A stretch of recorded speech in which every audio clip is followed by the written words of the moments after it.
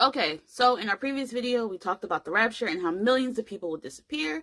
And now we're going to look into what will happen when the Antichrist comes into power. Again, there's going to be so much catastrophe after the rapture. There's going to be accidents from driverless vehicles, abandoned planes. There will be a breakdown in infrastructure and services. And so people are going to be afraid. They're going to be trying to figure out, why did this happen? Who caused it? What caused it?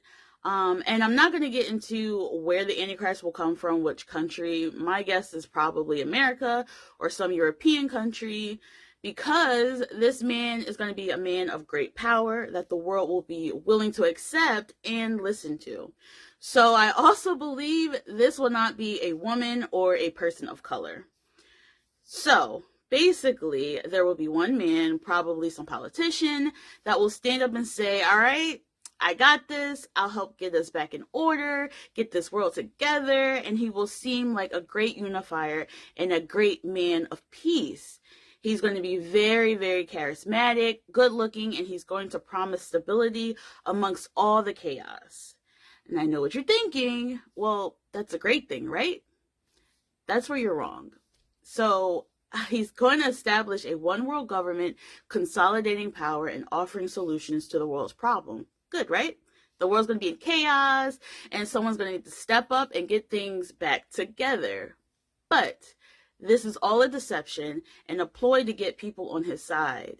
Because once they're on his side, then they'll be willing to do whatever he wants, whether it's morally right or wrong. And what he wants is pure evil. Now, all this will take place just within the first 3.5 years after the rapture. This is often called the beginning of sorrows. There's going to be a 7-year tribulation period after the rapture where the Antichrist will be in power and all this stuff I'm explaining will happen. Now, after he creates this one world government, then he will broker a peace with Israel. There will be a peace treaty. So this will resolve the long-standing conflicts that's been happening in the Middle East. Once he does this, this will mark the start of the 7-year tribulation. And this all can be found in Daniel, the 9th chapter and the 27th verse. So stay tuned for part 3. He has a lot more in store for this world.